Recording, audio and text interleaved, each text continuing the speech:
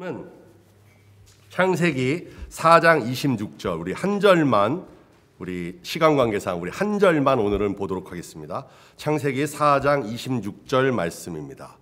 우리 시작. 셋도 아들을 낳고 그의 이름을 에노스라 하였으며 그때 사람들이 비로소 여호와의 이름을 불렀더라. 다시 한번 시작.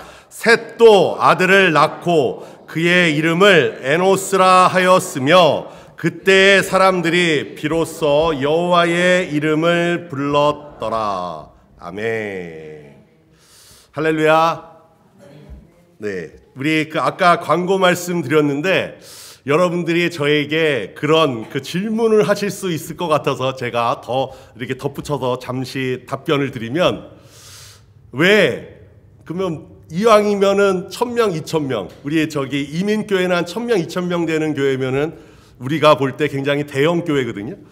그러면 400명, 500명이 아니라 1000명, 2000명 교회 그 수준으로 목회를 하시지 왜 400명, 500명입니까? 묻는 분이 있을 수 있는데, 이게 1000명, 2000명 되는 그런 교회 수준이라고 하는 것은 재정이 많이 이렇게 들어가는 일입니다. 그러니까 400명, 500명은 저희의 손에서 이렇게 되어질 수 있지만 그 재정이 많이 들어가는 부분이기 때문에 제가 400명, 500명이라고 이렇게 말씀드렸습니다. 오늘 그 시간 관계상 우리가 그 창세기 4장을 다 읽지는 않았지만은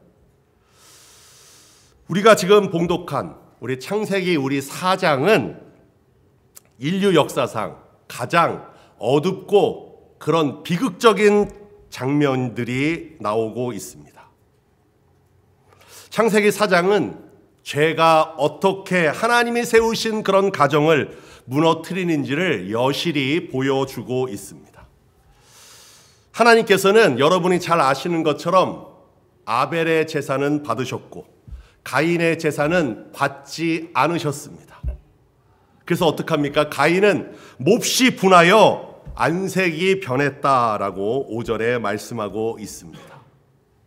이와 같이 죄는 시기심과 분노라는 그런 감정을 통해서 가인의 마음에 처음 그렇게 틈타게 되었다라는 사실입니다. 여러분, 분노하십니까? 분노. 옳은 일이든 불의한 일이든 어떠한 일에, 아니면은 나 자신에 대해서, 여러분 막 이렇게 우리가 흔히 이렇게 세상 사람들 얘기하잖아요. 뚜껑이 열렸다라고 얘기하는 그런, 그러니까 눈이 완전히 이렇게 돌아가 버렸다랄 정도로 그렇게 여러분 분노하십니까? 에베소서 4장 26절 27절에 보면은 정말 그 가인의 그 분노를 이렇게 적용시키기에 좋은 그 하나님의 진리의 말씀이 있습니다. 에베소서 4장 26절 27절에 보면 분을 내어도 죄를 짓지 말며 해가 지도록 분을 품지 말고 마귀에게 틈을 주지 말라. 이게 분을 내는 거에 대해서 성경은 정죄하지 않습니다. 분을 절대 내면 안 된다. 분을 내면 그것은 죄다라고 말씀하지 않으시지만 분을 내어도 죄를 짓지 말라라고 말씀하고 있죠. 또 시한을 또 정해서 해가 지도록 분을 품지 말라. 그러니까 해가 지기 전에 그 분을 풀으라고 말씀하고 있는데, 우리가 분을 정말로 뚜껑이 열릴 정도로 그렇게 분을 낸다고 한다면은 우리에게 마귀에게 틈을 줄 수도 있음을 성경은 분명히 말씀하고 있습니다. 분을 내었는데 그것이 어떻게 죄가 되어지는가? 이 분노는 파괴적인 그런 행동으로 이끌음을 우리는 보게 되어집니다. 분노로 인해서 폭언을 하게 막 되죠. 그냥 내가 아니죠. 막 그냥 말을 막 이렇게 있는 말 없는 말 다 막 이렇게 쏟아내서 그런 우리가 막 이게 패악질을 막 하게 되어집니다. 폭언으로 끝나면 좋은데 폭력까지 막 이렇게 행사하여서 분노가 너무 이렇게 극에 달해서 그것을 주체하지 못해서 지금 살인에까지 이르렀었던 지금 가인을 보게 되어집니다. 이와 같이 분노가 일으키는 그런 무서운 결과가 바로 이와 같습니다. 분노가 이성을 마비시키고 그 감정에 완전히 이렇게 사로잡혀 버렸을 때 우리는 나 자신을 주체할 수가 없다라는 것이죠. 근데 그 에베소서 4장에는 무엇이라고 말씀하고 있습니까? 그것을 밤새도록 잠에 자면서도 막 씩씩거리면서 그렇게 하지 말라라고 말씀하고 있죠. 며칠을 계속 품고 있지 말라라고 말씀하고 계십니다. 분노의 감정을 느꼈다고 한다면은 우리가 정말 그 건강한 방법으로 그것을 빨리 해결하라라고 그렇게 말씀하고 있습니다. 또한 우리가 그 잠언 16장 32절을 보면서 참 저는 그 말씀을 묵상하면서 은혜가 되어지는데 여기서도 똑같이 말씀하고 있습니다. 구약에서도 이 잠언, 지혜서인 이 잠언에서도 노하기를 더디하는 자는, 그러니까 노하지 말라, 노하는 자는 어리석은 자다라고 얘기하고 있지 않고 노하기를 더디하는 자는, 그러니까 영어로는 slow to anger라고 말씀하고 있죠. 노하기를 더디하는 자는 용사보다 낫고 자신의 마음을 다스리는 자는 성을 빼앗는 자보다 나으니라 라고 말씀하고 있습니다. 그러니까 그만큼 자신의 마음을 다스릴 수 있는 것, 분노를 절제할 수 있는 것이 바로 우리가 무력으로 성을 빼앗는 것보다 더 낫다라고 말씀하고 계십니다. 아무튼 우리 그럼 옆에 있는 분에게 좀 그렇게 인사를 했으면 좋겠습니다. 우리 옆에 있는 분에게 인사할 때 성질 부리지 맙시다라고 인사 나누시기 바랍니다. 성질 부리지 맙시다. 예, 고개만 숙이지 마시고 옆에 있는 분에게 성질 부리지 맙시다. 예, 저도 저에게 지금 얘기했습니다. 예, 하나님은 지금 그 가인에게 지금 창세기 4장 7절에 보면은 이렇게 경고하십니다. 죄가 문에 엎드려 있느니라. 죄가 너를 원하나 너는 죄를 다스릴지니라.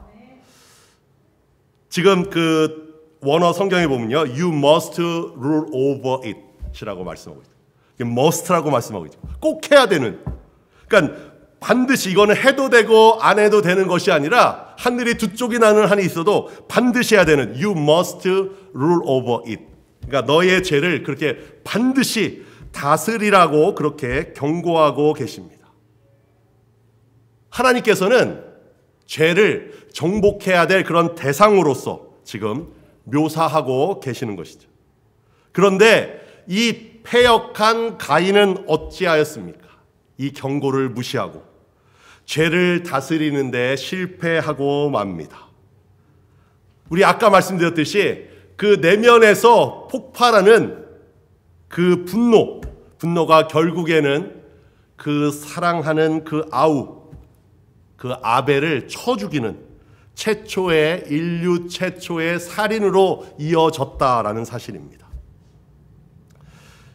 인류 최초의 그런 가정은 바로 형제 살인을 통해 그런 끔찍한 그런 비극으로 파괴되어짐을 우리는 보게 되어집니다. 하나님이 그 이후에 내 아우 아벨이 어디 있느냐라고 물으셨을 때 가인은 어떻게 이야기합니까? 바로 우리의 자신의 그런 모습을 보는 거와 같아서 참 저도 이렇게 마음이 이렇게 찔렸습니다. 그냥 다짜고짜 그는 이렇게 잡아뗍니다. 거짓말하죠. 창세기 4장 9절에 보면은 내가 알지 못하나이다.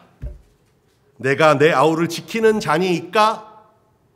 라고 하면서 그는 새빨간 정말 거짓말을 치면서 그 자신의 죄로부터 회피하려고, 그 죄에 대한 책임으로부터 회피하려고 하는 그런 가인의 악행을 보게 되어집니다.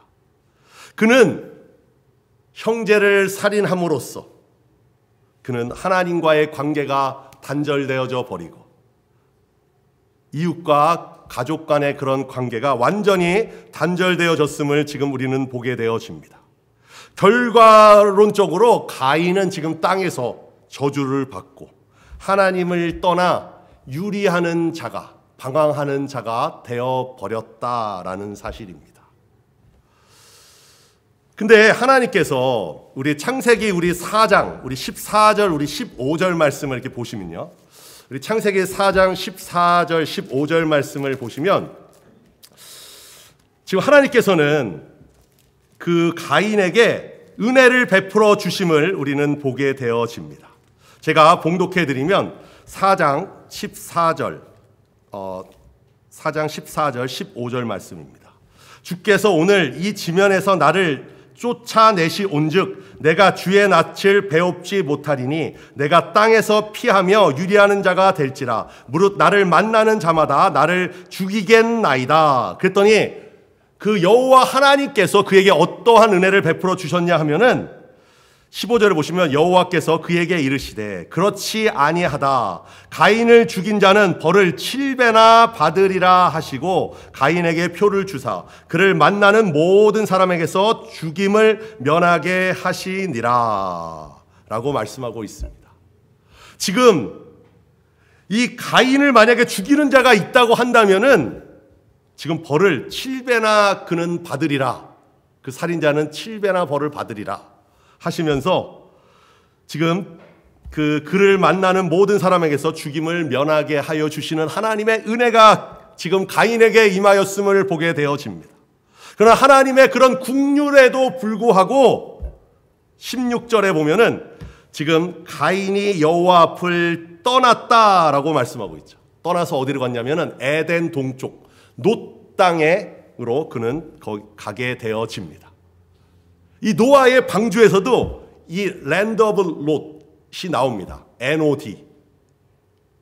지금 그 롯 땅에 살고 있는 그 인생들은 다 가인의 후손들, 하나님을 거역하고 목이 곧은 백성으로 그들은 포악한, 그들은 그 하나님의 그런 말씀으로 하나님 앞에 회개하며 돌아오지 않았던 그들이 살고 있었던 그 땅, 하나님을 대적하는 그들이 살고 있었던 그 놋 땅이 바로 여기에 나오고 있습니다. 이 놋이라고 하는 그 의미의 뜻은 유리함, 방황함이라는 그런 뜻을 갖고 있습니다. 이와 같이 이 목사인 저도 마찬가지이고요. 바로 우리 성도들도 마찬가지인데 하나님을 떠난 인생은 다 유리하고 방황할 수밖에 없음을 우리는 알아야 합니다. 지금 이 가인을 통해서 지금 분명하게 보여주고 있는 그 사실입니다. 가인은 그 방황의 그 유리하고 방황하는 그 땅에서 무엇을 하였는가? 17절을 보시면은 아내와 동침하여 그가 임신하여 에녹을 낳은지라. 그러면서 뭐라고 하냐면은 가인이 성을 쌓고 그의 아들의 이름으로 성을 이름하여 에녹이라 하니라. 여러분이 헷갈리지 마실 것은 지금 이 에녹은 300년간 하나님과 동행하다가 죽음을 맛보지 않고 하나님께 데려가신 그 에녹이 아니라 동명이인입니다. 똑같은 이름을 갖고 있는 다른 사람이라는 얘기죠. 지금 가인은 그 어떠한 짓을 했냐면은 그 놋 땅으로 가서 성을 쌓았습니다. 자신의 성을 쌓고 자기 아들의 이름으로 그 성을 에녹이라고 그렇게 지었음을 보게 되어집니다. 이것이 바로 인류 최초의 하나님 없는 그런 문명의 시작이 된다라는 것이죠. 그들은 하나님이 주시는 안식과 평화를 누리는 것이 아니라 스스로 자신들의 성을 쌓아서 그들은 자신을 보호하려고 했던 것입니다. 그들은 하나님의 이름을 높이고 하나님을 경외하였던 것이 아니라 하나님의 이름 대신에 자신의 아들의 이름을 그렇게 지금 기념하려 했었던 것을 보게 됩니다. 지금 가인의 그런 가문 이야기를 하고 있는데 지금 가인의 가문에 그 5대손, 그 라멕이라는 사람이 나옵니다. 여러분들이 또 헷갈리지 말 것은 노아의 아버지가 라멕인데 그 노아의 아버지 라멕이 아니라 이 사람은 딴 라멕입니다. 지금 그 노아, 셋을 통한 그런 가문이 하나가 있고 또 하나는 가인의 지금 후예들로 구성되어진 가인의 가문이 있는데 지금 가인의 가문에서 그 라멕이라는 사람이 그 하나님 앞에 그 패악질의 그런 아주 극치를 달리고 있는데 그는 두 아내를 맞이하여서 하나님의 그런 창조의 질서인 그 가정, 하나님께서 친히 세우신 그런 가정을 파괴하게 됩니다. 그런데 이것이 그냥 그 당시에 그 라멕에게만 있었던 일이 아니라 2016년 그 보고인데요. 그 연구 결과인데 그 최근 그 결과는 나와 있지 않기 때문에 2016년 거를 제가 인용을 하는데요. 한국의 그 비뇨의학과에서 그 연구한 그 결과인데 아마도 지금은 간통죄가 폐지되었고 성적으로도 개방되어졌기 때문에 지금 그 2016년 그 조사할 때보다 더했으면 더하지 덜하지 않았을 터입니다. 참 충격적인 사실이 뭐냐면은 한국 성인 남성의 50.8%가 외도 경험이 있다라고 답했다라는 것입니다.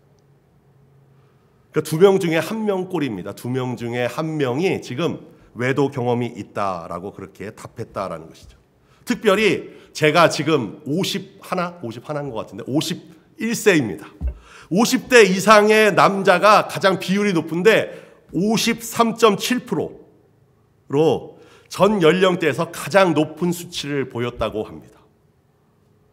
이런 거는 1등 안 해도 되는데 지금 이 50대 이상의 남자들의 중에서 53.8%가 외도 경험이 있다라고 그렇게 밝혔다라는 것입니다. 남자들만 그러느냐? 여성들 같은 경우에는 50대 이상이 9.6%가 그렇게 외도 경험이 있음을 그렇게 밝히고 있습니다. 또 하나 더 충격적인 사실은 2018년 여성가족부에서 성매매 실태 조사를 했는데 참 이것도 놀랍습니다. 여러분 만약 해당되시는 분이 있으면 정말 하나님 앞에 여러분 회개하셔야 합니다. 한국 남성의 약 절반 50.7%가 그것도 2명 중에 1명이죠.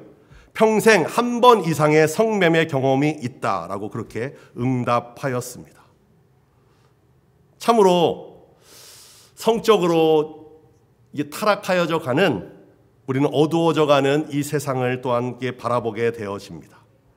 가인의 지금 자손들은 화려한 문화를 꽃피웠지만요.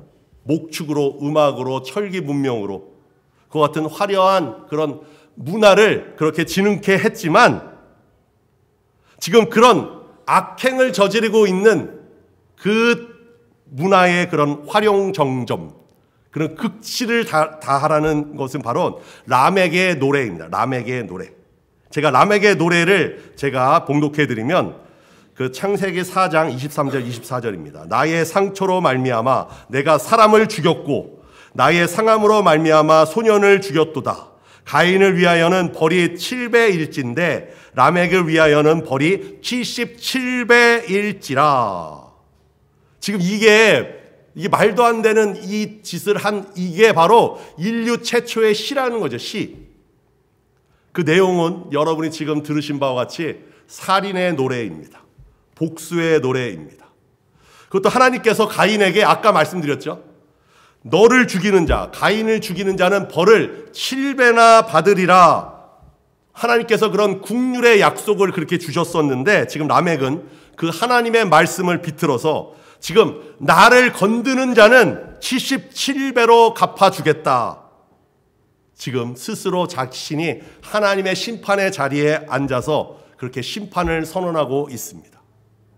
이것이 바로 하나님을 떠난, 하나님을 거역한, 하나님 앞에 패역한 그런 가인의 길입니다.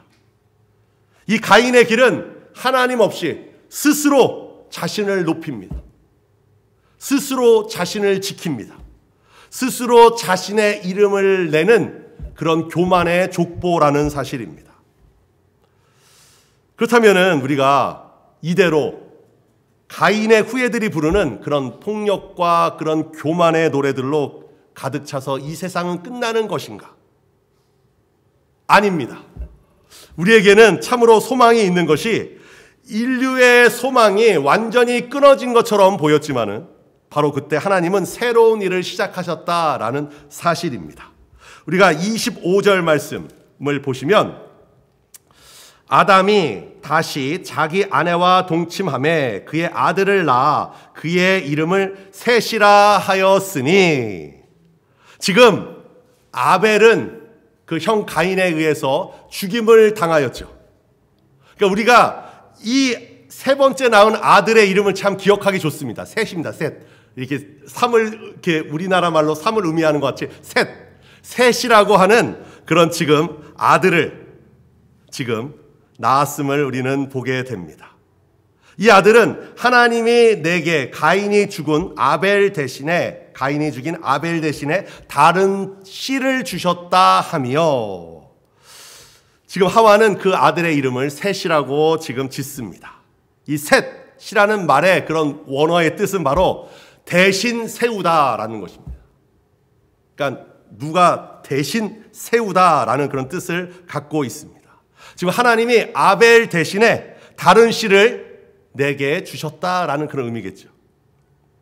지금 이것은요, 단순한 그냥 응애 그냥 아들이 하나, 그냥 이렇게 또 다른 아들이 하나 태어났네가 아닙니다.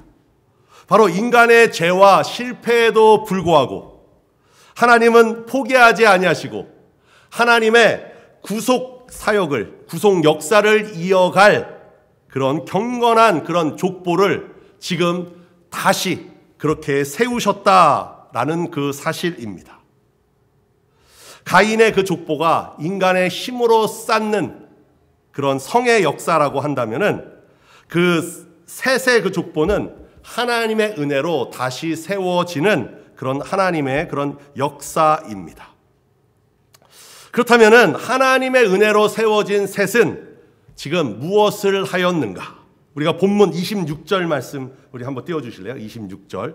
우리가 이게 상반절을 보시면은 그 셋도 아들을 낳고 그의 이름을 에노스라 하였으며,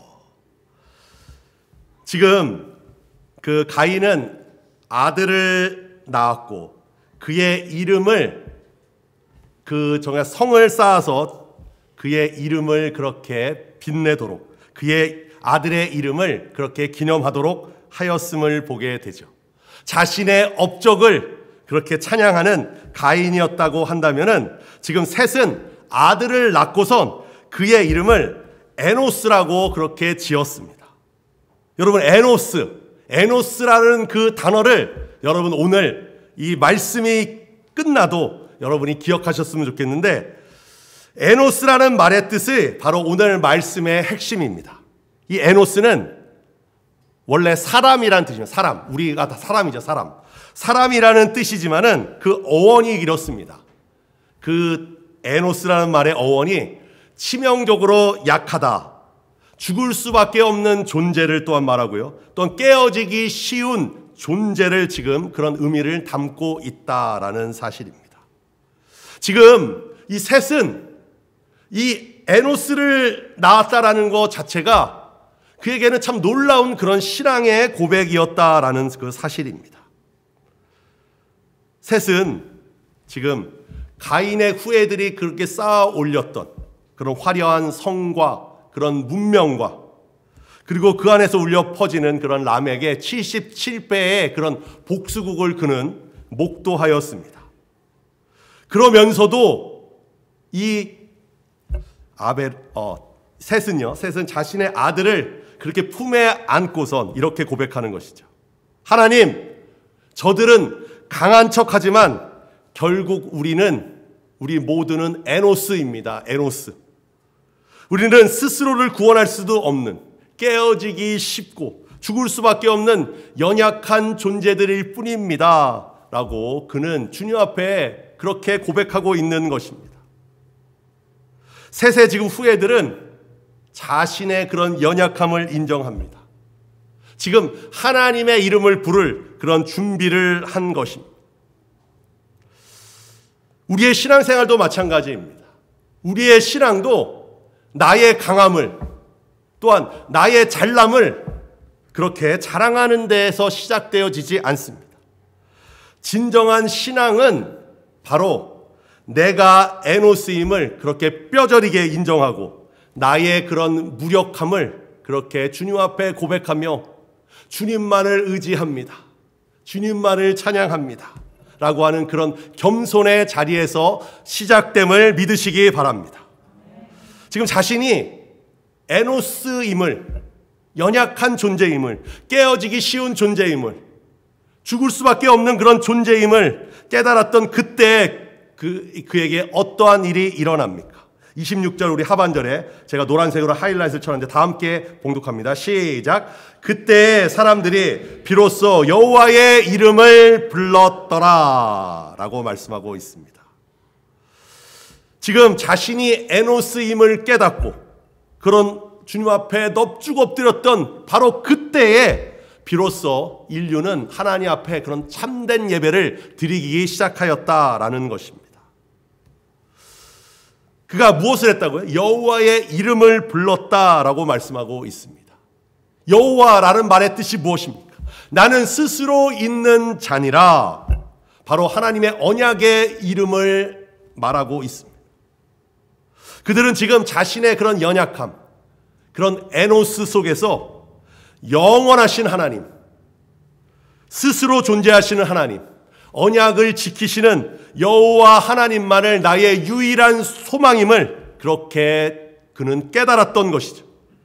그래서 지금 여호와의 이름을 부른다라는 것은 그냥 우리가 기도할 때 주여! 라고 부르는 것이 그냥 하나님 귀가 멀었기 때문에 그냥 하나님의 이름을 단순히 부르는 것이 아닌 것처럼 지금 그가 여호와를 불렀다, 여호와의 이름을 불렀다라는 그 사실은 바로 공적인 예배를 드렸다.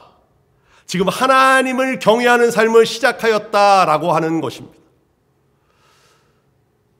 우리 모두에게도 이 에노스와 같은 그 놀라운 은혜가 우리 모두에게도 있기를 예수 그리스도 이름으로 간절히 축원합니다. 우리 다 함께 우리 찬양하고 우리 함께